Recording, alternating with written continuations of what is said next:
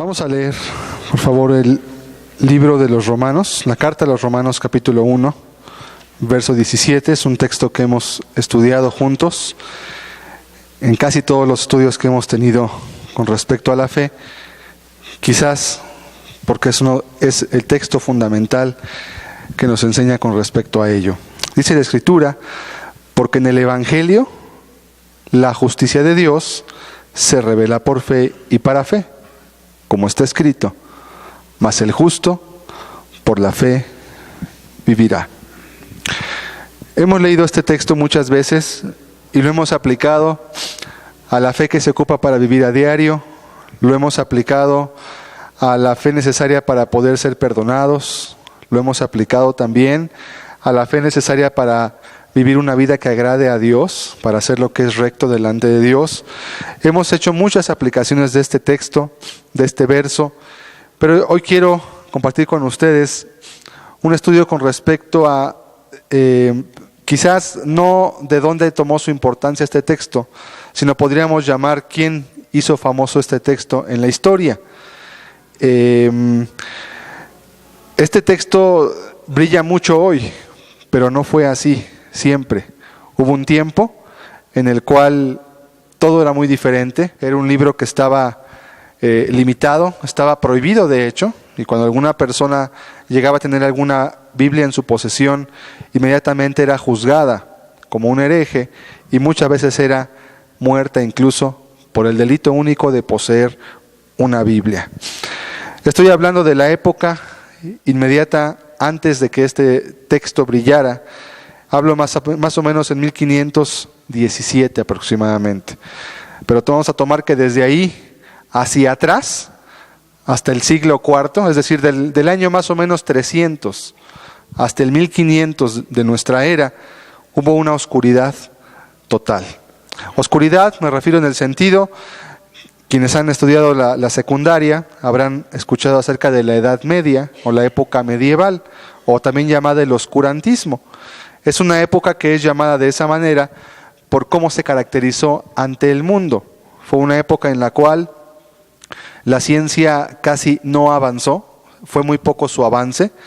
La ciencia después de esos años pues avanzó muchas veces más en 100 años que lo que avanzó durante esos 12 siglos de oscurantismo.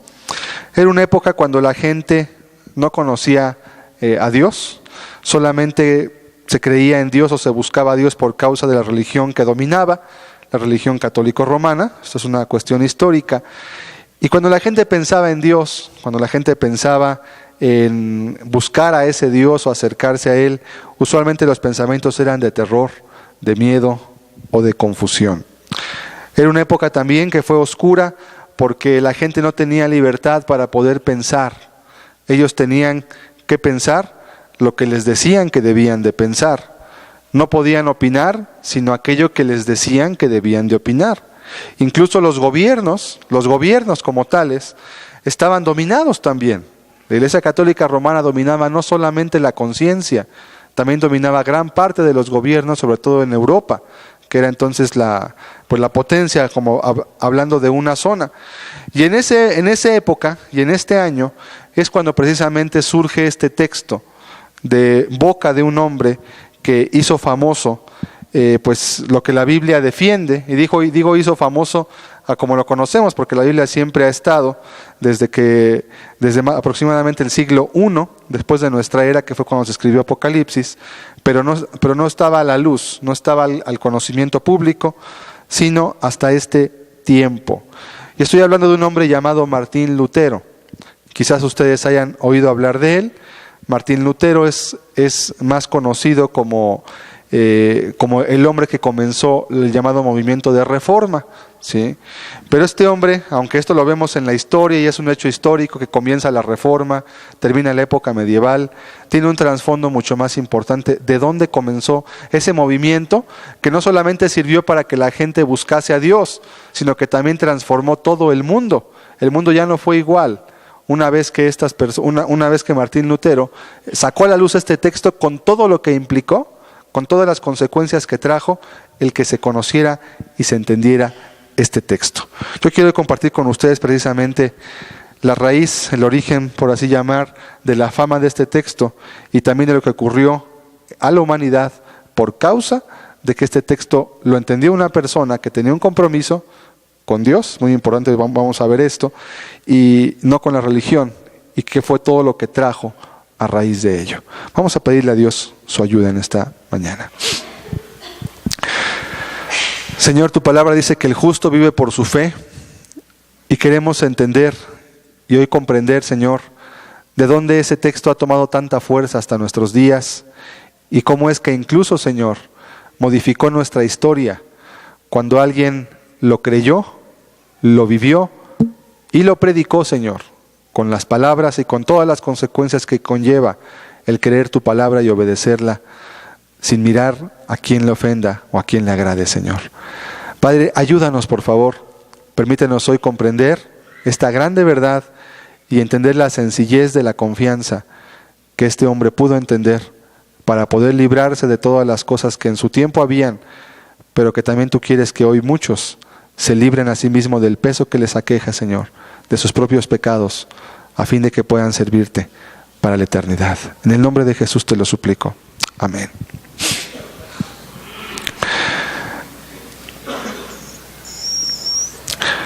(1517), entonces, una época oscura, muy oscura.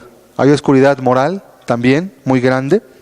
Bastaría ver los cuadros de los pintores de esa época en cuanto a Dios. Si usted ha podido ver quizás algunos cuadros, en ese tiempo fue cuando se escribe la Divina Comedia de Dante, donde supuestamente una persona hace un viaje al infierno, etcétera, etcétera. La gente percibía a Dios como alguien que castigaba, como alguien que destruía, como alguien que iba a dañar y que buscaba de alguna manera fastidiar la vida de la gente. Así era percibido, porque así se predicaba, ¿sí? Se hablaba del purgatorio, era un conocimiento que toda la gente tenía. Obviamente nadie tenía la Biblia. La Biblia era un libro que no era permitido tenerlo a la gente, ¿sí? Además, si alguno hubiera podido tener una Biblia en sus manos, solamente existía en los idiomas originales y en latín. Eran los únicos que existían. Y en aquellos tiempos pues la gente ni siquiera sabía leer, además. Para empezar, si no sabían ni leer, mucho menos iban a saber leer en otro idioma diferente al que ellos hablaban. Entonces, solamente un pequeño grupo de personas, monjes, curas, ricos y gobernantes, tenían acceso a la Biblia. Pero aún de ellos, muchos no conocían los idiomas originales, lo cual complicaba aún más. Y además, si alguna persona leyese la Biblia y quisiera decir algo, inmediatamente era silenciada o era bloqueada por lo que el Papa tenía que decir con respecto a la Biblia y las creencias. No había libertad para poder pensar. Mucha gente no conocía ni siquiera que había Biblias, ni siquiera de vista se conocía lo que era una Biblia. Entonces, esto agrega un elemento de oscurantismo muy fuerte a aquel momento. Las pocas Biblias que existían en aquel tiempo estaban encadenadas dentro de monasterios, las cuales obviamente solo podían acceder los monjes, por supuesto. Además, no podían venderse Biblias porque apenas la imprenta se había inventado hace algunos años, y además tenía apenas muy pocos años de que se había traducido la Biblia a otros idiomas, pero ninguno idioma del pueblo, solo en latín, en griego y en hebreo. Y era muy caro porque las Biblias se escribían a mano y se copiaban hoja por hoja a través de la imprenta. Entonces, la ignorancia era espantosa. La ignorancia era espantosa, olvídese. La religión católica predominaba y predicaba todo lo que deseaba, dogmas y tradiciones, obviamente sin basarse en la Biblia. Ese era el gran temor que se tenía. Si alguna persona pudiese leer o tener acceso a la Biblia, inmediatamente se podría dar cuenta que había cosas que no concordaban, que no eran como decía las Escrituras. Además, aunado a eso, había la llamada Santa Inquisición, que tiene, por cierto, el récord más negro en la historia de violación de derechos humanos, y de la cual nunca se ha perdido perdón, además, por cierto, de manera pública, y la cual mató a más de 20 millones de personas durante varios siglos, cuyos delitos únicamente eran no ser católicos muchas veces, o no aceptar ciertos dogmas que la Iglesia Católica predicaba como ciertos. Entonces, cualquier persona que se quisiera levantar para decir algo diferente a lo que ya estaba en aquellos tiempos establecido como la verdad, inmediatamente era tratado como hereje y se le llevaba a un tribunal en el cual era juzgado sin defensores, sin abogados, únicamente con acusadores, y usualmente se le pedía pues reniega o simplemente atente a las consecuencias. También cabe decir que la Inquisición funcionaba en parte para recaudar bienes, porque a mucha gente a veces se le inculpaba sin ser culpable de nada, pero cuando la persona era muerta, o a veces como castigo, en lugar de matarlos, les requisaban todas sus pertenencias, y de esa manera aumentaba la riqueza que tenían personas a veces o instituciones. Entonces, en nombre de Dios, se cometieron atrocidades horribles que aún hoy en día, cuando la gente las llega a conocer o a ver, sobrepasan en su locura y en su abominación, incluso a cosas que hicieron personas como Hitler en la Segunda Guerra Mundial. Aquí en el centro de la Ciudad de México, cada año creo, si no estoy mal, o creo que está siempre, abierto un museo que se llama Museo de del Santo Oficio, algo así, donde se ven los instrumentos que utilizaban para torturar a las personas, en este caso la Inquisición española, que era la que estaba en México y en España, por supuesto. Reinaba el imperio del terror y el miedo. La gente simplemente creía lo que le decían que debían de creer. Punto. Nadie podía decir ni hacer nada. La gente quería escapar del purgatorio. La gente quería escapar del purgatorio, el cual era un lugar intermedio entre el cielo y el infierno, al cual cuando alguien moría iba para ser purificado de sus pecados por el fuego durante X número de años, para después algún día poder ir al cielo. Bases bíblicas no existen. Pero bueno, eso era lo que la gente le enseñaban y nadie podía creer otra cosa distinto ni decir algo diferente a ello. La religión enseñó el camino de las obras, mandas, autocastigos, flagelaciones públicas, adoración de reliquias, fueran santos, fueran trozos de huesos, ropas, lugares, etcétera, etcétera. Peregrinaciones a Roma, donde había una escalera que supuestamente se trajo desde Judea hasta Roma, y en la cual supuestamente subió Cristo. La Biblia obviamente no dice nada de eso, y cada escalón de rodillas que subían los peregrinos en esa escalera ganaba 100 años de perdón del purgatorio a la persona, y si alguien llegaba hasta arriba, entonces, y podía besar la estatua que estaba al final de esa escalera, tenía 5,000 años de perdón en el purgatorio. Obviamente pues es un segundo en la eternidad. La gente dejaba a sus familiares, se recluía en conventos por el temor a la eternidad. La gente, el ser humano siempre ha tenido un temor y ha tenido un anhelo de buscar lo eterno, de buscar a Dios, pero cuando no hay luz, la gente cae entonces en fanatismos o en cosas que son extremas totalmente.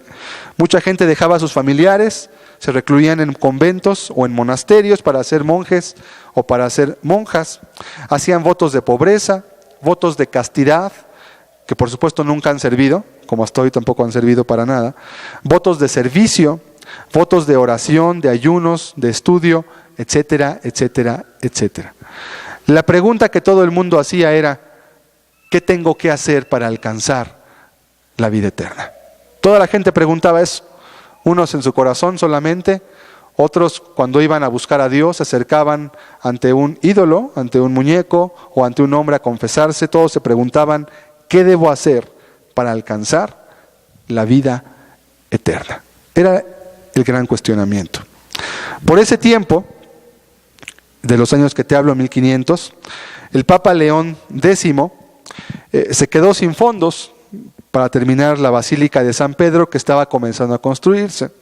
Se quedó sin fondos, es siempre la misma historia.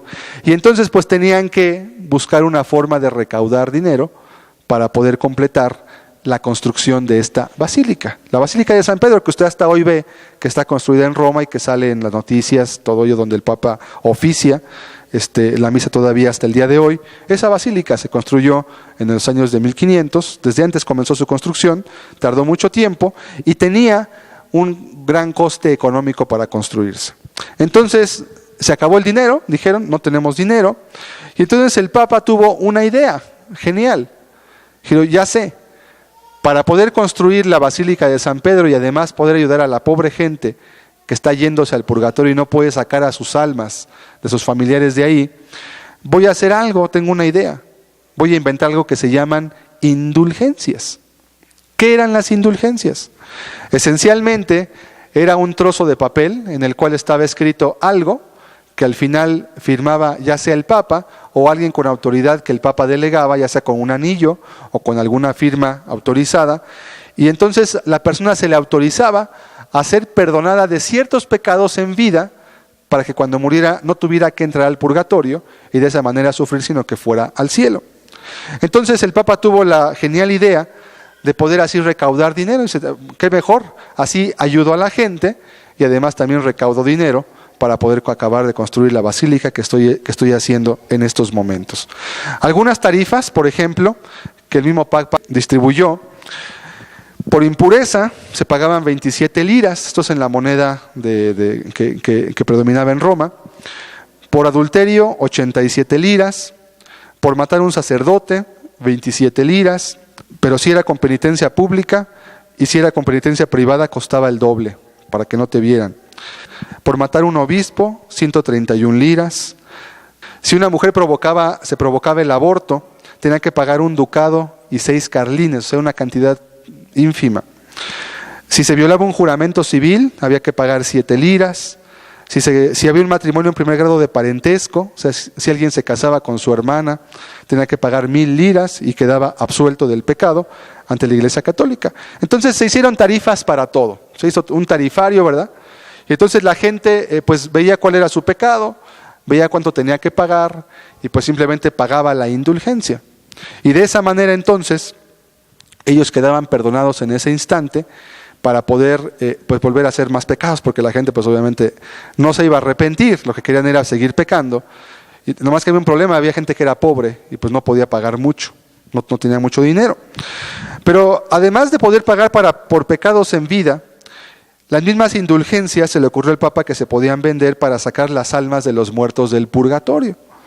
Es importante que usted sepa de dónde vienen las ideas que hoy se hacen de los rezos por los muertos. No son del tiempo de Cristo, son de 1500 aproximadamente. Antes de eso nadie jamás había hecho oraciones, rezos ni misas por los muertos. Entonces él dijo, bueno, como la gente está sufriendo en el purgatorio, y yo soy el Papa y tengo poderes, tengo las llaves de San Pedro, ¿verdad? Para poder decir quién entra y quién no entra al cielo, pues vamos a darle una ayudadita a esa gente. Vamos a ayudarles para que puedan sacar las almas de los muertos del purgatorio. Y entonces se empezaron a vender indulgencias por los muertos.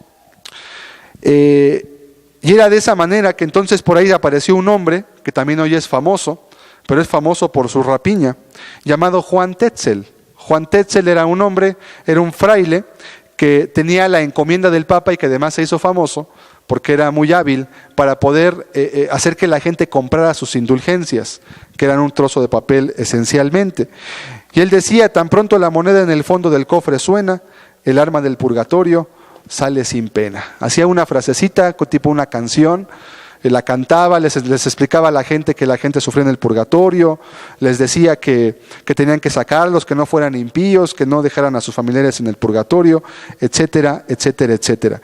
Y daba algunos discursos. Quiero leerles a continuación un par de discursos para que ustedes sepan lo que la gente escuchaba. Recuerde que no había Biblia, la gente no conocía las Escrituras, la gente no sabía qué decía la Escritura. Entonces este hombre llegaba y predicaba lo siguiente: las indulgencias, dijo, son la dádiva más preciosa y más sublime de Dios. Esta cruz, mostrando la cruz roja que traía en un estandarte, o creo que era una cruz de palo, de algún material, esta cruz tiene tanta eficacia como la misma cruz de Jesucristo. Venid oyentes, y yo os daré bulas.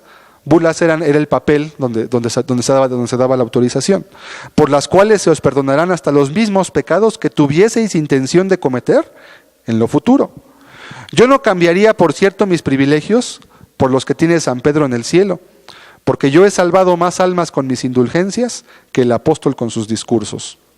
No hay pecado, por grande que sea, que la indulgencia no pueda perdonar.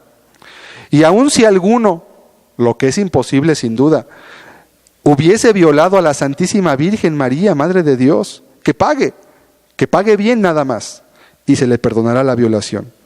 Ni aun el arrepentimiento es necesario, pero hay más. Las indulgencias no solo salvan a los vivos, sino también a los muertos.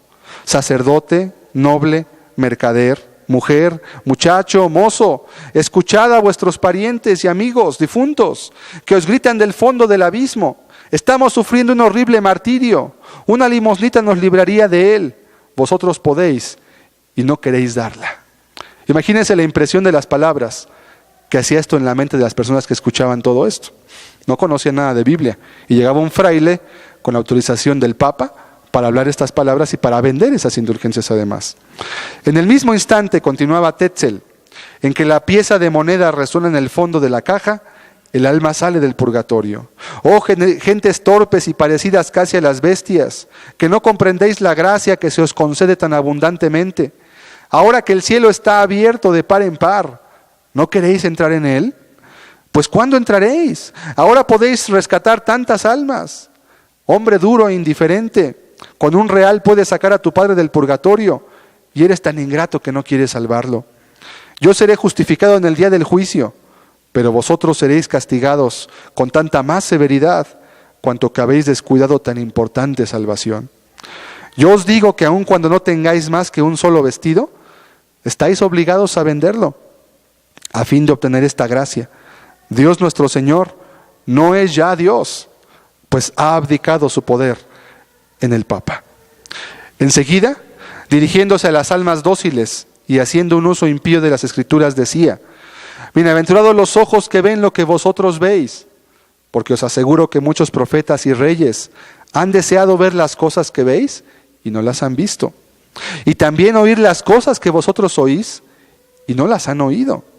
Y por último, mostrando la caja en que recibía el dinero, concluía regularmente su patético discurso, dirigiendo 3 veces al pueblo estas palabras: traed, traed, traed. Luego que terminaba su discurso, bajaba del púlpito, corría hacia la caja y en presencia de todo el pueblo, echaba en ella una moneda, de modo que sonara mucho.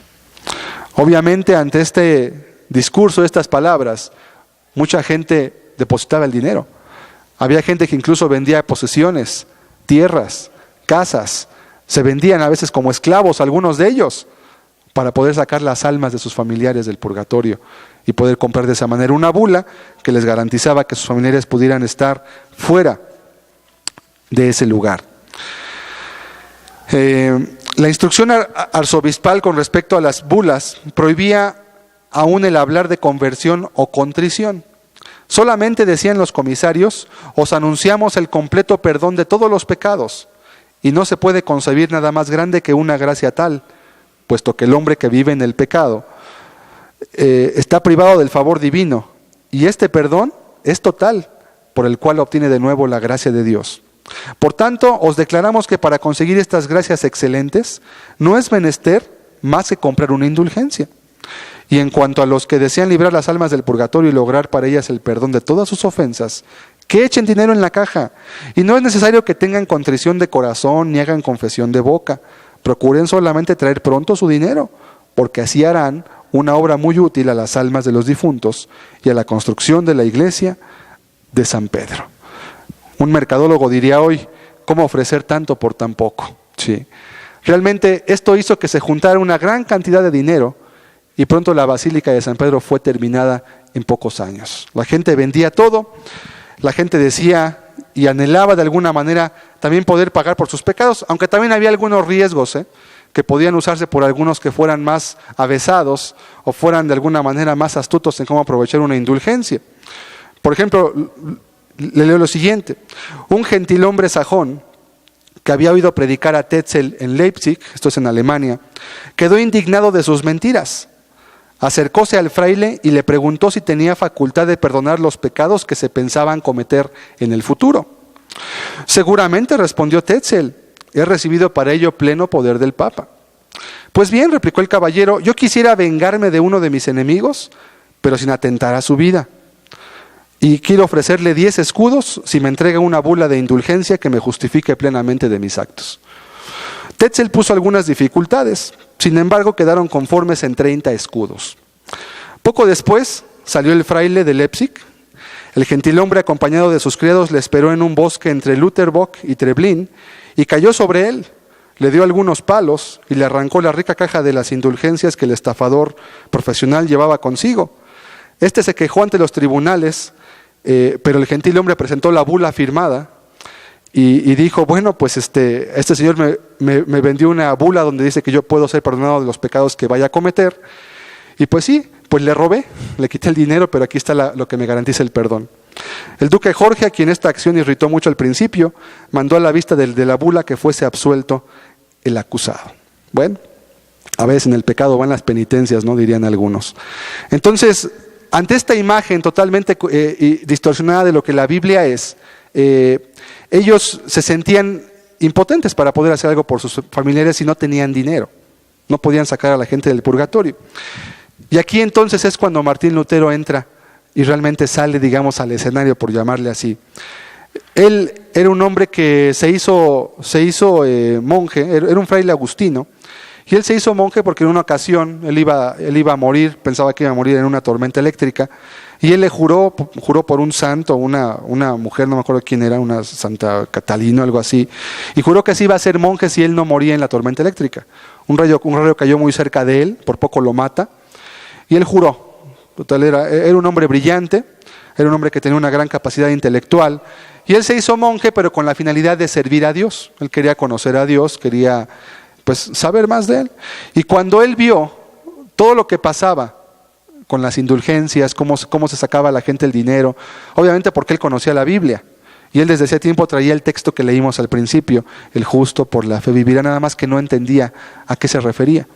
Quiso ir a Roma para investigar el sentido de esas palabras, pero pues fue a Roma y se regresó decepcionado, porque encontró prostitución, robo, hurto, lo mismo que veía en Alemania, pero cuadruplicado en Roma. Eso mismo lo comenta sus biógrafos de lo que él escribía y lo que él dijo públicamente.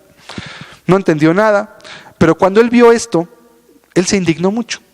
Dijo, ¿cómo es posible que a la gente pobre en el nombre de Dios le estén quitando sus pertenencias, le estén sacando su dinero, la estén dejando en la calle literalmente? Porque además se les obligaba, se les obligaba a que si no hacían eso por su familia, se les juzgaba por impíos.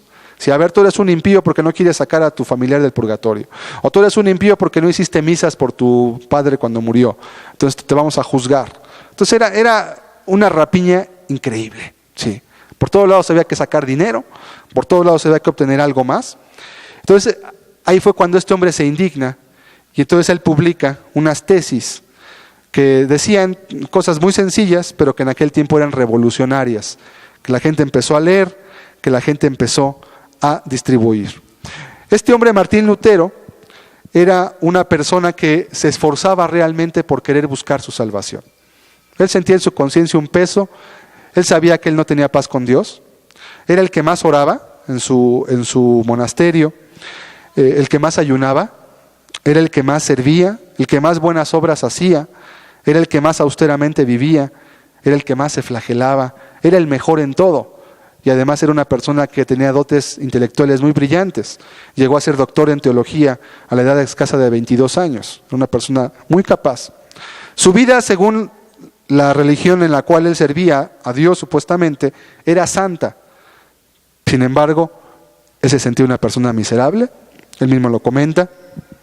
Si a alguien le interesa puede leer este libro. Se llama Martín Lutero, Emancipador de la Conciencia. Es la biografía de él. Es muy fidedigna. Se la recomiendo si le interesa saber más acerca de lo que fue la Reforma.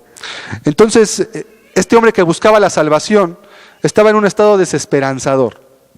Y así fue como él comenzó a leer la Biblia. Alguien le dijo por ahí, si quieres de veras buscar y encontrar a Dios, deja de creer lo que te dicen el arzobispo, el líder que estaba ahí con ellos. Ve a leer la Biblia tú solo. Es lo más que te puedo recomendar. Él empezó a leer la Biblia, que estaba encadenada en su propio monasterio, y devoraba la Biblia, la leía, pero no entendía muchas cosas, hasta que llegó a Romanos 1:17, y ese texto se le quedó clavado en su corazón. No entendía a qué se refería, qué es la fe, qué es el justo, si para él nadie había justo, y qué es eso de que por la fe vivirá. Y lo trajo mucho tiempo meditando, pensando, creyendo, buscando entender lo que Dios quería hablarle.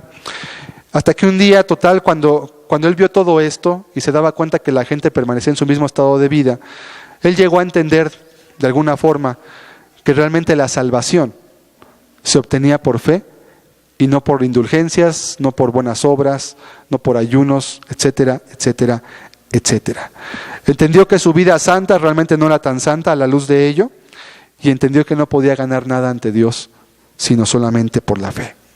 Comenzó a predicar esto y fue excomulgado, perseguido y por poco muerto, pero fue preservado por Dios hasta que ocurrió la llamada Reforma, que ha hecho, entre otras cosas, que hoy tengamos una Biblia. Lo primero que Martín Lutero hizo después de que fue perseguido fue recluirse en un lugar, donde lo recluyeron más bien, porque lo querían matar, y empezó a traducir la Biblia al alemán. Tradujo la Biblia. Él dijo, la gente ocupa leer la Biblia en su propio idioma, porque por eso está siendo engañada.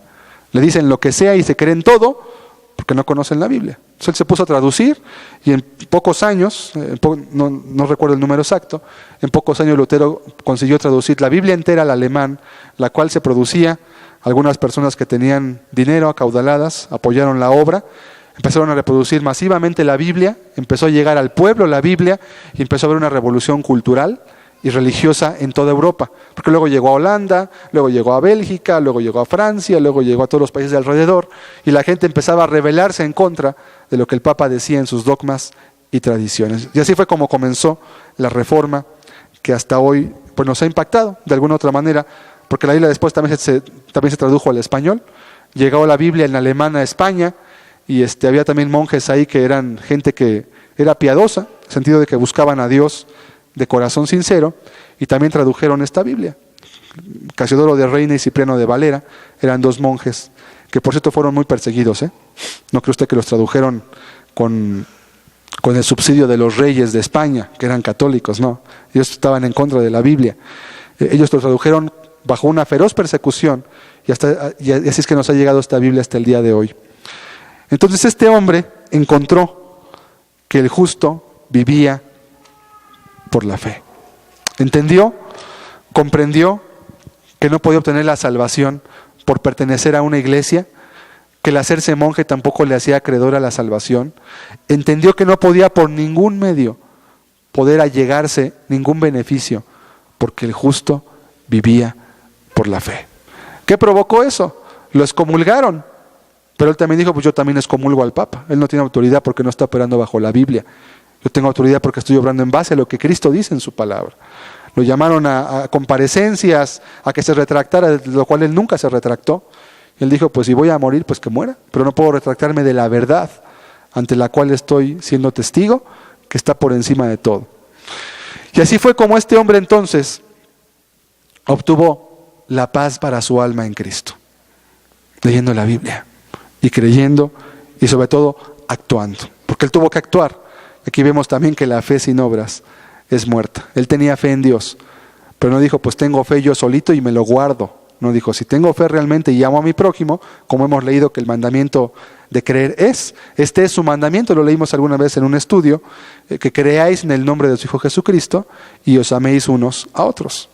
Dijo, pues si yo he encontrado esto, también debo amar a mi prójimo como a mí mismo, y voy a decirles la verdad que yo he encontrado. Y casi le cuesta la vida el publicar esa verdad a la gente que él conocía. Él comprendió entonces que la justicia de Dios se revelaba por fe, únicamente por fe. Vamos a ver Efesios 2:8. Luego empezó a hilar más textos que hoy nos parecen tan familiares, tan conocidos, pero que en un tiempo eran realmente joyas que brillaban y que opacaban las tinieblas que en aquellos momentos surgían. Porque por gracia sois salvos por medio de la fe, y esto no de vosotros, pues es don de Dios, no por obras, para que nadie se gloríe. Él entendió, también era muy importante que Martín Lutero conocía los idiomas originales de la Biblia, y eso le permitía traducir correctamente muchos textos. La versión que él hizo no es tan buena como esta que tenemos en español. Algún día podremos hablar acerca de las traducciones. Cuando hablemos quizás de la historia de la Biblia, la inspiración de la Biblia, también es un tema muy interesante. Sin embargo, muchas palabras él las entendió correctamente, y eso le dio mucha vida a lo que él estaba predicando. Él entendió que la gracia era un regalo que Dios daba y que nadie podía ganarse, porque es un regalo. Es como cuando alguien te da un regalo a ti. Pues no te lo ganaste, te lo dieron. Simplemente te lo dieron. Fue algo sorpresivo que tú no esperabas. Te lo dieron. Simplemente lo tenías que aceptar. No se puede pagar. No se puede pagar con nada. Y él esperaba y entendía que ese regalo era Jesucristo precisamente. Jesucristo, el Hijo de Dios, que vino y dio su vida, fue el regalo. De tal manera amó Dios al mundo que dio a su Hijo unigénito, dice. Lo dio, ese es el regalo. ¿Sí? Hoy muchos quieren ver el regalo como otra indulgencia. De ahí fue de donde salió Lutero, precisamente de las indulgencias. Pero hoy muchos quieren ver la salvación como una indulgencia. Dios me la da y puedo seguir pecando y luego me la vuelve a dar. Y puedo seguir pecando y me vuelve a perdonar. Y puedo seguir pecando. No son indulgencias. De ahí salió precisamente Martín Lutero. Y su indignación por las indulgencias fue lo que le hizo publicar todo esto que estamos hoy leyendo. ¿Sí? Hoy en día parece que volvemos a lo mismo. Parece que hoy también se predican indulgencias religiosas en muchos lugares. Nada más que es más grave porque hoy se predican con la Biblia en la mano. Hoy a la gente se le está enseñando que puede pecar y aún le va a ser perdonado lo que comete en el futuro. Sí, porque la Biblia dice que Dios nos va a perdonar siempre de todas las cosas que hagamos y lo que querramos hacer. Martín Lutero nunca entendió eso. Él creía en la santidad y también por eso fue condenado por la Iglesia Católica. Él decía, tú eres un hereje porque tú crees que se puede vivir en santidad aquí. Palabras más, palabras menos. ¿Sí? Él creía eso, lo publicaba y fue perseguido por ello. Y en segundo lugar entendió que no era por obras. Vamos a volver a poner el texto. Dice el verso 9, no por obras, para que nadie se gloríe. ¿Y qué era lo que le habían enseñado a él? ¿Y qué era lo que le enseñaban a la gente que tenía que hacer? Obras. Compra la indulgencia. Vete de rodillas, haz esta penitencia, haz tantos rezos, haz aquello, haz lo otro, haz esto para que entonces puedas alcanzar. Y hasta eso, nunca la salvación. La Iglesia Católica nunca ha prometido, ni promete hoy que alguien puede ser salvo. ¿Sí? Lo más a lo que usted aspira, si usted es un buen católico y cumple fielmente en asistir, en rezar, en tomar la Santa Cena, etcétera, etcétera, etcétera, a lo más que aspira como un buen católico es a irse al purgatorio. Nadie va al cielo en la Iglesia Católica, todos van al purgatorio y después podrán ir al cielo alguna vez. ¿Sí? Pero ¿quién sabe eso? Nadie. ¿Quién se lo van a explicar, verdad? Pues no les conviene. Qué buena salvación, te vas al purgatorio a quemarte si eres un buen católico. Es la salvación que te promete la Iglesia. Si no, pregúntale a un cura, que le dije, a lo mejor ni él sabe. Sí sabe, nomás que no lo dicen porque no les conviene. Entonces, es un medio. La fe es el medio por el cual la salvación se puede alcanzar. Pero no es por obras. No es porque una persona hace algo. No es porque una persona se lo ganó. Y Martín Lutero se quería ganar ese perdón. Pero él decía en su propia biografía que mientras él más cosas hacía, cada vez más miserable se sentía. Como que pensaba, es que decía, ¿cómo es posible que yo siendo lo que soy pueda ser perdonado por ese Dios? Y no podía entenderlo ni creerlo, y obviamente no lo podía vivir. Entonces, él entendió que no era por obras. Él también entendió que esa fe que podía salvarlo de sus pecados y podía hacer una persona nueva, era una fe que sí requería el arrepentimiento, o lo que los católicos le llamaban la contrición, que no es el término correcto, pero es similar. Vamos a ver Hechos 20:21. Y como nada que fuese útil, que está hablando el apóstol Pablo, como nada que fuese útil, he rehuido a denunciaros y enseñaros públicamente y por las casas, testificando a judíos y a gentiles acerca del arrepentimiento para con Dios y de la fe en nuestro Señor Jesucristo. ¿Qué era lo que predicaba Pablo? Dice públicamente y por las casas. Es decir, tanto lo enseñaba a la gente en general, como también lo enseñaba a la gente en particular, en las casas, sí, acerca del arrepentimiento para con Dios y de la fe en Jesucristo. Eso era lo que él predicaba y enseñaba, arrepentimiento y fe. ¿Qué predicaba Jesucristo? Arrepentíos y creed en el Evangelio, en ese orden, arrepentimiento y fe. Él entendió que si una persona no hacía un acto real de arrepentimiento, no podía tener acceso a la fe que lo podía salvar. ¿Cómo dedujo él todo eso? Nadie se lo enseñó, él no fue a un seminario, y donde fue no le enseñaron nada. Él lo aprendió leyendo la Biblia y anhelando encontrar a Dios, porque tenía un anhelo ardiente de encontrar a Dios en su vida. Y se cumplió la palabra que dice que me buscaréis y me hallaréis porque me buscaréis de todo vuestro corazón. Cuando alguien busca a Dios de todo corazón, siempre lo encuentra. Siempre. Dios no se está escondiendo. Dios no está ocultándose para que alguien no lo encuentre. Dios siempre está dispuesto a que alguien lo encuentre y sea salvo por la fe. Pero cuando alguien no quiere, nunca lo va a encontrar, ¿sí? Y Dios ve el corazón antes que ver las obras externas de la persona. Él mismo también entendió y definió el significado del arrepentimiento. Y él entendió lo que significaba arrepentirse. Decía, implica dar una vuelta a tu vida. Implica dar un giro de 180 grados. Si vas para allá, ahora vas para acá. Y decía que si alguien no se arrepentía, no podía creer en Cristo, porque estaba saltándose lo mismo que Dios le dio. Y él decía más o menos lo siguiente: aunque la salvación no es por obras, el arrepentimiento es un requisito por el cual se puede otorgar la fe, la salvación. No es que se gane por arrepentirse, es el requisito para que se pueda dar de manera gratuita, ¿sí? Y ya lo he explicado aquí muchas veces. La educación en México es gratuita, pero usted tiene antes que inscribirse y meter a su hijo y llevarlo todos los días para que le den un papel que diga que estudió la primaria. Que sea gratuita no quiere decir que le van a dar el papel sin que estudie. Tiene que estudiar, pero la educación es gratuita, no cuesta. No le están cobrando el sueldo del maestro, ni le están cobrando el edificio, ni le están cobrando la luz, ni el agua que usa su hijo ahí. Pero el hijo tiene que ir a estudiar. Es igual con la salvación, es gratuita, pero antes se necesita arrepentirse. Nada más, es una condición. No se está ganando por eso. Entonces, Martín Lutero entendió eso y comprendió que solamente cuando alguien se arrepiente puede tener acceso a esa fe. Y mientras alguien no se arrepiente realmente en su corazón, no tiene acceso a esa fe. No puede, porque está brincándose los requisitos de la Biblia. Entonces, por eso cuando él oía lo que decían estos hombres, que decían que no se ocupaba ya ni el arrepentimiento, ni la confesión, ni nada, él decía, esto está mal. Todo esto está mal, está chueco, está torcido, está podrido. Todo lo hacen por dinero, ¿sí? Igual que hoy. Todo está podrido, no sirve, porque están haciéndolo mal.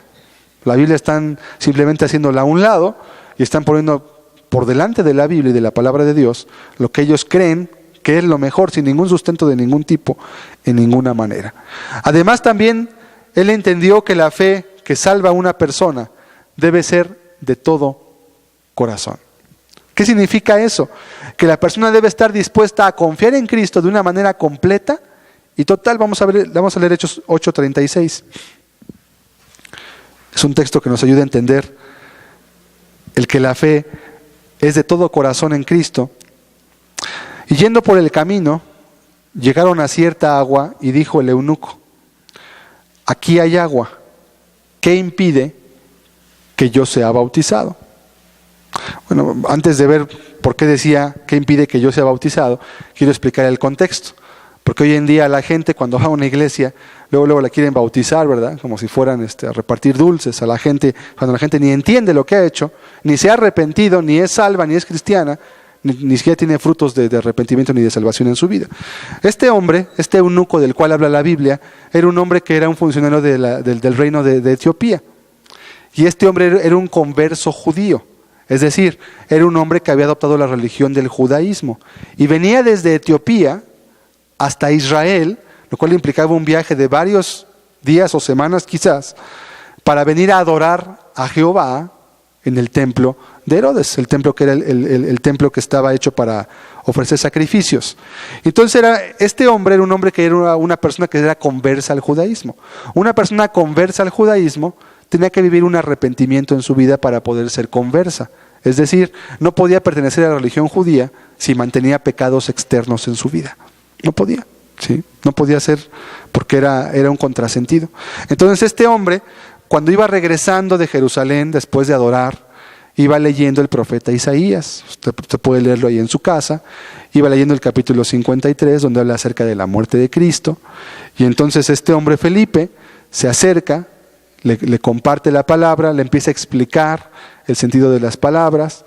Y él entendió que por la fe que por la fe se podía obtener la salvación y que además Jesús mandó que todos los que creyeran en él se bautizasen en agua. Entonces él pregunta, ahora sí vamos a volver a leer el texto, yendo por el camino, después de haberle explicado, llegaron a cierta agua Y dijo el eunuco, aquí hay agua. ¿Qué impide que yo sea bautizado? ¿Qué impide que ahorita me bautice? Felipe le dijo, si crees de todo corazón, bien puedes. Y respondiendo dijo, creo que Jesucristo es el Hijo de Dios. Ahora, esta declaración era muy importante para un judío, porque un judío decir que Jesucristo era el Hijo de Dios, quiere decir más o menos, pues sí, el judaísmo es una religión que Dios dio, pero el cumplimiento está en Cristo y renuncio a ella. Cuando alguien creía en Cristo, automáticamente era expulsado desde el judaísmo. No podía ser judío y creer en Cristo. Judío por religión me refiero. Era expulsado de la sinagoga. Porque los judíos creían en Moisés, seguían esperando al Mesías. Y todavía hasta hoy, los judíos ortodoxos siguen esperando al Mesías. Hoy en Israel todavía hay judíos que siguen haciendo muchas cosas, como los judíos actuales. Nada más ya no hacen sacrificios porque ya no los dejan hacerlos. Pero siguen esperando a que venga el Mesías prometido, aunque ya vino. Entonces, él entendía que la fe que puede salvar a una persona no debe reservarse nada para sí misma. Cuando confía en Cristo, pone todo en Él. Todo, deja todo. No se reserva nada. No se reserva sus metas, no se reserva sus ideales, no se reserva sus pecados favoritos. Es de todo corazón. ¿Qué quiere decir todo corazón? Quiere decir algo así como que va con todo. Que cuando deposita su confianza en Cristo, pone su vida entera en Él y al servicio de Él. Y cuando alguien cree de esa manera, entonces es cuando Dios puede salvarlo. Si crees de todo corazón, me dijo, bien puedes, nadie te lo puede impedir. Si alguien es cristiano porque ha creído en Cristo realmente y ha vivido su arrepentimiento y su fe, como dice la Escritura, nadie le puede impedir que sea cristiano, ni aunque no le digan hermano, ni aunque no vaya a un lugar, ni aunque no haga lo que no haga. ¿Sí? El cristianismo no es facultad que un hombre dice quién es y quién no es cristiano, o una religión. Dios es quien dice quién es cristiano. La Biblia es quien lo dice, no yo, ni el grupo, ni nadie. ¿Sí? Por eso le dijo, si crees que Jesucristo es el Hijo de Dios, pues bien puedes, no hay problema. No tienes que pertenecer a mi religión. O es que si no vas a mi grupo, no te puedes salvar. Oye, pues que tu grupo es Dios. Es que si no crees lo que yo creo, no te puedes salvar. Bueno, hay libertad de conciencias, hay cosas que son básicas como las que estamos viendo. Pero de ahí en fuera las obras no salvan. ¿Sí? Entonces, él entendió eso. Por eso cuando él veía que las personas se les llevaba no a creer, sino se les llevaba a hacer cosas, a pagar dinero, él decía, esto está totalmente torcido, está mal. Y entonces fue como en una universidad, allí en Wittenberg, pegó una hoja con unas tesis, eran 95 proposiciones, que hasta hoy todavía se pueden conseguir, usted puede leerlas, son cosas muy sencillas, pero principalmente iban alrededor de las indulgencias, lo que él estaba en contra, y dio bases bíblicas para ello. También decía que la salvación era por fe, decía que no podía ser otorgada por el Papa, porque el Papa era un servidor de Dios. También es importante recalcar que Martín Lutero nunca se quiso separar de la Iglesia Católica. Él nunca dijo, no, aquí son una bola de herejes, no es cierto, como lo pintan hoy. Él siempre quiso permanecer fiel al Papa. Él creía que el Papa era el enviado de Dios. No había Biblia, recuérdelo, no había mucha luz de muchas cosas. Y él nunca quiso ser, a él lo excomulgaron. Él nunca se separó, a él lo separaron a fuerza. Porque la otra era renunciar a lo que él decía, decir que sus libros no eran, que no eran de él o que estaban mal, y desdecirse públicamente de lo que ya había dicho. Lo cual él no podía hacer porque o era fiel a la verdad de Cristo o era fiel a la religión católica, tenía que escoger. No podía servir a dos señores al mismo tiempo. Entonces Martín Lutero nunca se salió porque él quiso de la Iglesia Católica, lo sacaron. ¿Sí? Él decía, el Papa, yo quiero que se haga una reforma dentro de la Iglesia Católica, decía él, porque la Iglesia Católica es la madre iglesia que Jesucristo fundó y que trajo aquí para que la gente entre al reino de los cielos. Él creía eso y lo predicaba. Usted puede leer sus escritos, ¿sí? Pero pues obviamente no convenía porque implicaba perder mucho dinero. Implicaba empezar a dar las cosas gratis, lo cual pues no convenía al grande negocio que ha sido y sigue siendo hasta hoy la Iglesia Católica Romana.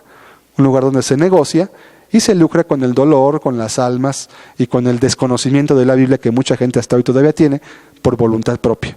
porque hoy tenemos Biblias y cualquiera puede leerlas y darse cuenta de lo que Dios quiere. Y si alguien no lo hace, no hay peor ciego que el que no quiere ver, el que no está dispuesto a ver la propia verdad de las cosas por sí mismo. Y él también se dio, por último, cuenta, vamos a Hebreos 12:2, que Cristo era el único que podía llevar a alguien a ser salvo. Puestos los ojos en Jesús, el autor y consumador de la fe, el cual por el gozo puesto delante de él sufrió la cruz, menospreciando el oprobio, y se sentó a la diestra del trono de Dios. Este texto recalca, puestos los ojos, léalo bien, en Jesús. No dice puestos los ojos en mi grupo, en el pastor, en el sentido de que Él me va a salvar, ¿verdad? Eso se refiere el texto. No dice puestos los ojos en nada, en Cristo. ¿Y por qué? Porque Él es el autor. ¿Qué es autor? Es el origen. Así como el autor de un libro es el que lo escribió, Él es el autor de la fe. Pero no solamente es el autor, también es el consumador. ¿Qué es consumar? Es el que terminó la obra que la fe quiere hacer en una vida. ¿Qué quiere hacer la fe? Lo estudiamos hace 8 días. Llevar a la persona a vivir con Dios por la eternidad y vivir en esta vida de una manera piadosa y justa. Y después agrega por qué Cristo puede hacer esto, el cual por el gozo puesto delante de Él sufrió la cruz. ¿Cuál era el gozo que tenía Cristo delante de Él? Era la recompensa de ver que muchas personas iban a creer en Él y se iban a salvar. La recompensa de ver a hombres como Martín Lutero, ¿verdad? Que pudo salir de toda una nube de oscuridad que tenía a su alrededor a través de conocerlo a Él. Y de esa forma entonces poder entender a Cristo. Y por eso dice, menospreció el oprobio y se sentó a la diestra del trono de Dios. Es decir, la cruz le fue poca cosa. Dijo, pues si la cruz es el precio que hay que pagar, con gusto lo pago, con tal de que muchos puedan obtener su salvación. Es la mentalidad de alguien que sabe lo que tiene que hacer y que además no se amilana ante las circunstancias. Es el autor y el consumador, tanto el que te mete a ella como el que te lleva al final, como el que te introduce en el camino angosto, como el que te lleva por él hasta el final del mismo. ¿Quién es? Jesucristo, el autor y consumador de la fe. El ver lo que hizo Cristo, el ver que dejó el cielo, el ver que dejó todo y que descendió hasta la tierra, que pisó con sus pies la tierra llena de polvo. Eso produce fe. Ya lo estudiamos aquí, lo analizamos también. ¿Sí? Y ver además lo que hizo en la cruz, escogiendo el oprobio y la muerte de manera voluntaria, produce más fe todavía en ti. Produce fe en aquel que entiende. El ver que resucitó después todavía y que la muerte no tuvo poder sobre él, te hace entender algo, como dijo Cristo. El que cree en mí no morirá eternamente. Porque yo demostré, no con mis palabras, con mis hechos, que la muerte no me pudo retener. Si tú vas a la tumba de Buda, la puedes encontrar hoy. Si vas a la tumba de Mahoma allí en Arabia Saudita, la puedes encontrar. Se hacen tours. Pero usted se fija, la tumba de Cristo no está. Está vacía. No está su cuerpo. Y si a alguien le interesaba demostrar que Jesús no había resucitado, eran los fariseos. Y si el cuerpo estaba por ahí, pues nada más tenían que haberlo enseñado y ya. Nunca lo enseñaron. Pusieron guardia romana, una guardia romana de un pelotón completo de soldados a cuidarla, una grande piedra, un sello romano inviolable, cualquiera que lo violara era reo de muerte. El cuerpo no estaba. Jesús demostró que la muerte no lo pudo retener. ¿Qué quiere decir eso? El que cree en mí, así como yo no pude ser retenido por la muerte, tampoco va a morir eternamente. Porque está establecido para todos los hombres que mueran una sola vez. ¿Cierto? Físicamente tu cuerpo y el mío tienen que perecer. pero eternamente, tu alma, que va a permanecer después de que tu cuerpo muera, ¿sí?, no va a tener que ir a la eternidad sin Cristo. Si tú confías, si te arrepientes, si crees en Él, podrás tener vida eterna. Por eso Cristo menospreció todos los sufrimientos que tuvo en la cruz. Por eso Él oró, por eso soportó el ser traicionado, por eso soportó el ser flagelado, el ser golpeado, el ser escarnecido, el ser juzgado injustamente. Él soportó el ser declarado culpable y además perdonar a aquellos que lo habían hecho. Podía haber huido antes de que lo apresaran. No huyó, se quedó, se esperó valientemente. Por eso pudo soportar esa corona y aún una vara que la golpeaba. Lo hemos estudiado aquí. Por eso pudo soportar a gente como Poncio Pilato, que aún buscaba tener un diálogo con él. Un hombre, un cobarde, un político, sí, que únicamente le interesaba su imagen personal y sus puestos, como hasta hoy siguen siendo tristemente. Soportó el látigo para poder seducir tu vida, para que veas que nadie tiene mayor amor que Cristo ha tenido por ti. Soportó los escupitajos, soportó las burlas, soportó el escarnio que todos hacían de Él. Todo lo hizo Cristo. ¿Por qué? Por el gozo puesto delante de Él. ¿Pero cuál gozo podía haber en esa cruz? No, el gozo no era la cruz. La cruz es un instrumento de tortura. El gozo era lo que iba a producir en los que se arrepintieran y creyeran, el ver la imagen de la cruz. El gozo era poder ver de qué manera Cristo iba a producir en la mente de aquellas personas el deseo de convertirse a Él. Cuando Martín Lutero veía eso, ¿verdad?, él clamaba y decía: no soy nada. Cristo ha hecho todo por mí, yo no he hecho nada por Él.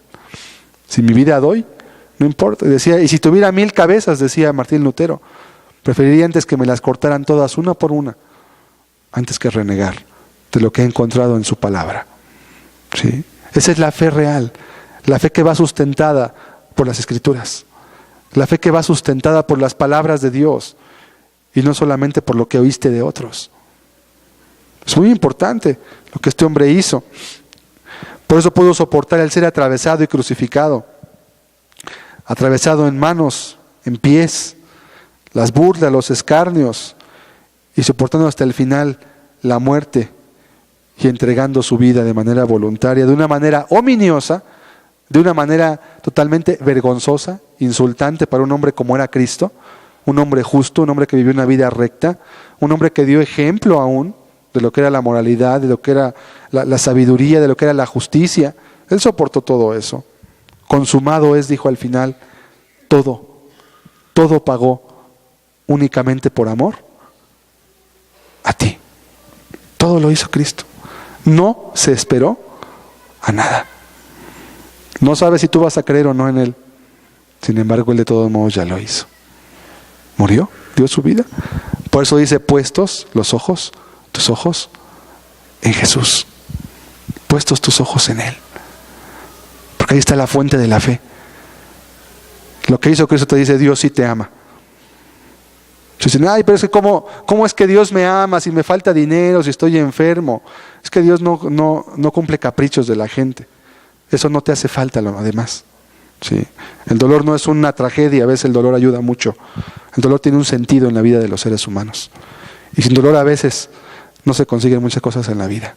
Sin dolor la gente no se sensibiliza. Si no, vea hoy, vivimos en una generación que está acostumbrada a la comodidad, que está acostumbrada al no esfuerzo, que está acostumbrada a muchas cosas, y vivimos en la peor moralidad que en toda la historia de la humanidad. Porque no se ha soportado el dolor. La gente no es sensible a los demás. Quien no sufre algo, ¿cómo puede valorar a alguien que sí lo ha sufrido? ¿Cómo puede consolarlo? Quien no ha sufrido hambre, ¿cómo puede consolar a quien ha sufrido hambre? Quien no ha sufrido algún tipo de pobreza en su vida, ¿cómo podrá entender el sufrimiento de otros? No se puede. Cristo sufrió todo para poder entenderte a ti, para poder ayudarte y guiarte hasta el final del camino. Querido amigo, el justo por la fe vive, por su fe. Vamos a volver a ver otra vez Hebreos 12:2. Puestos los ojos en Jesús, dice el texto, el autor y consumador de la fe, el cual por el gozo puesto delante de él sufrió la cruz, menospreciando el oprobio. Pero agrega, se sentó a la diestra del trono de Dios. ¿A qué es alusión eso? ¿A que resucitó? La muerte no lo retuvo, se sentó a la diestra. La diestra es el lugar de preferencia, es el lugar de favor privilegiado en el cual se sienta una persona para poder tener el beneficio del rey. En este caso es Dios, a la diestra del trono de Dios. Por esta causa es que todo ser humano que ha sido salvo en Cristo lo ha sido a través del arrepentimiento y la fe. Nada más. Porque es lo que desde el principio predicó Cristo, es lo que predicaron los apóstoles, es lo que predicaron los primeros cristianos y es lo que se redescubrió después de esos 1200 años de oscurantismo, ¿sí? que hubo. Se volvió a descubrir otra vez que el hombre es justo por la fe en Cristo. Para que tenga una idea del retraso, cuando Martín Lutero estaba pegando esas tesis en Alemania, allí en Wittenberg, en esa iglesia, con pensamientos acerca de la fe, de la salvación, en México todavía estaban aquí la conquista, entrando a sangre y a muerte los españoles, conquistando un territorio con indígenas. ¿Sí? Atraso en todo ello. Pero la luz ha llegado y está en manos de aquel que pueda llegar a tener una Biblia en sus manos y poder conocer a Cristo de una manera natural. Le invito a que meditemos un momento. No hay otra forma de ser salvo en Cristo. No existe otra manera. No hay ninguna forma en la cual un ser humano pueda ser justificado delante de Dios, además de la fe en Cristo. El justo por la fe vivirá. Ustedes se pueden dar cuenta, no tiene nada que ver con la religión. Al contrario, la religión es a veces lo que más entorpece que el hombre pueda creer en Cristo.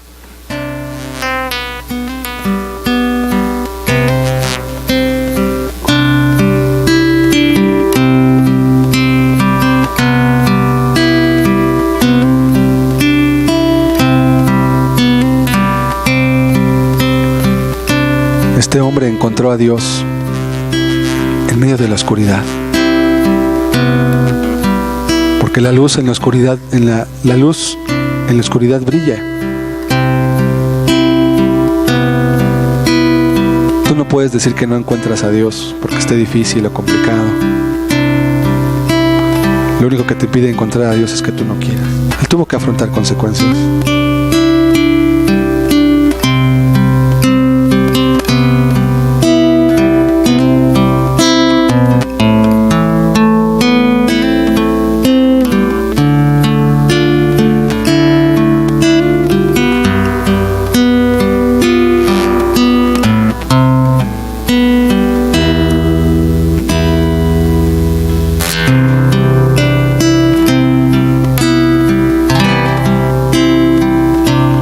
Podía decir, así como Job quizás,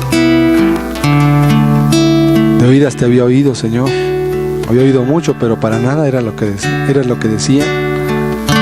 Pues ahora mis ojos te ven, decía él.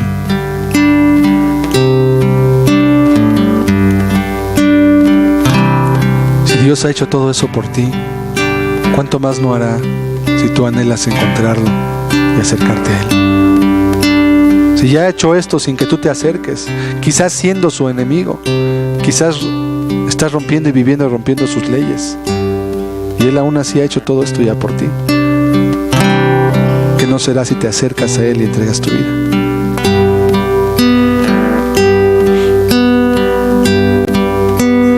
Conozco que todo lo puedes, que mi pensamiento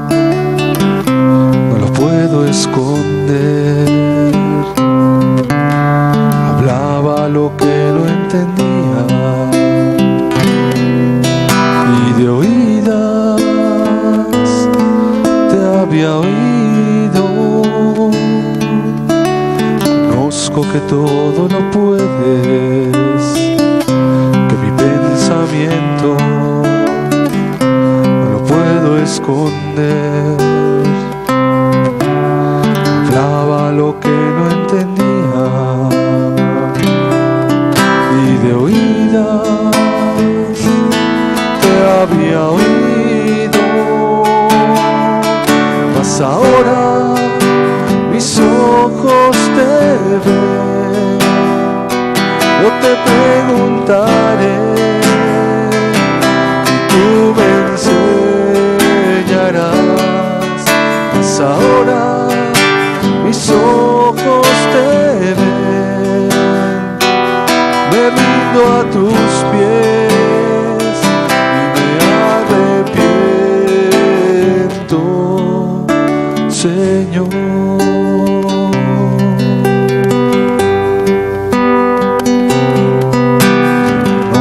Que todo lo puedes, que mi pensamiento no lo puedo esconder. Hablaba lo que no entendía y de oídas te había oído,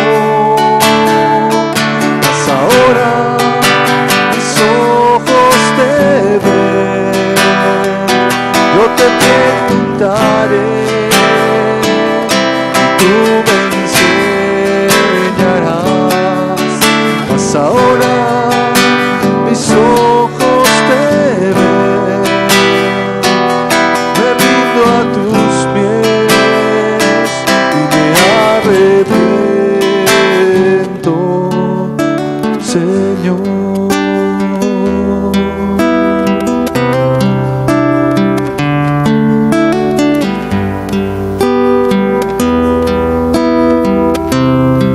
Está al alcance y a la vista de cualquiera. Está al alcance y a la vista de cualquiera. Dios no hace acepción de personas. No importa aún si tienes religión. Martín Lutero tenía religión. Saulo también tenía su religión. También Pedro tenía su religión. Pero se convirtieron. Y Dios los utilizó grandemente para su reino. Puede hacer de ti un ser humano distinto, un ser humano diferente, con otras metas, con otros anhelos, con otro entendimiento de la eternidad y aún de la vida hoy, del sentido real que la vida tiene para cada uno. Por su gracia, por esa fe, es que Dios transforma la vida. Por la gracia de Dios soy lo que soy, por la gracia de Dios tengo su amor, por la gracia de Dios tengo su paz, por la gracia de Dios tengo perdón, por la gracia de Dios soy lo que soy, por la gracia de Dios tengo su amor, por la gracia de Dios tengo su paz, por la gracia de Dios tengo perdón. Conocí el amor para dar amor, conocí la verdad para dar verdad, conocí el perdón para perdonar,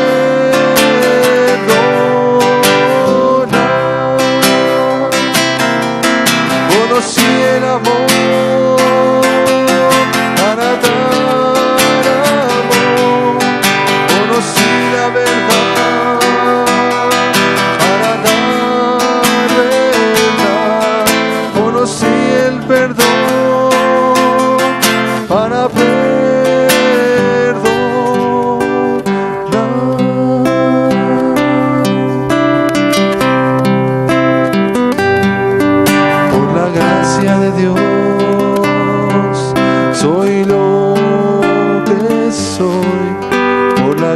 gracia de Dios, tengo su amor, por la gracia de Dios, tengo su paz, por la gracia de Dios, tengo perdón. Conocí el amor para dar amor, conocí la verdad para dar verdad, conocí el perdón para perdonar,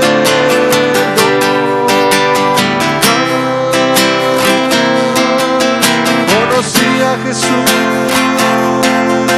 para dar amor, conocí a Jesús para dar verdad, conocí a Jesús para perdonar.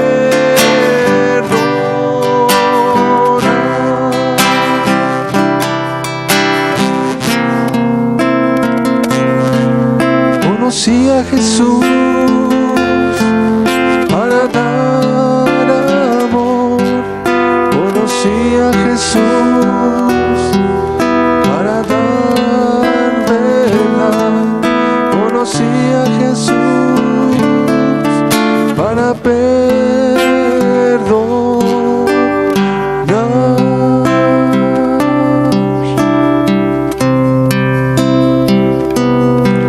Justo por la fe vivirá.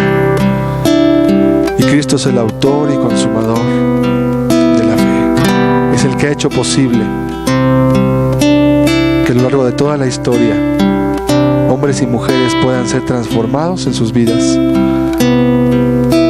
no moralizados, no parchados en sus vidas, transformados, una metamorfosis, un cambio de adentro hacia afuera. Es lo que Dios hace, es lo que el Dios de la Biblia hace,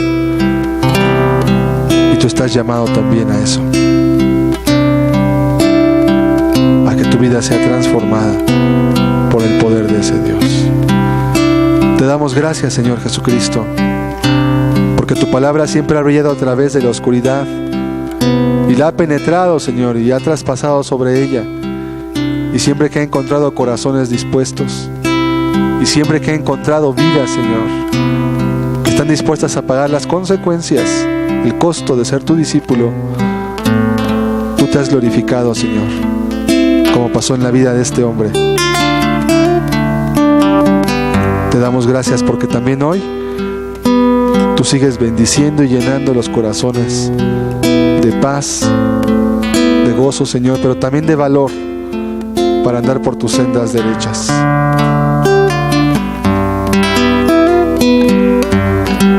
Gracias en el nombre de Jesucristo. Amén.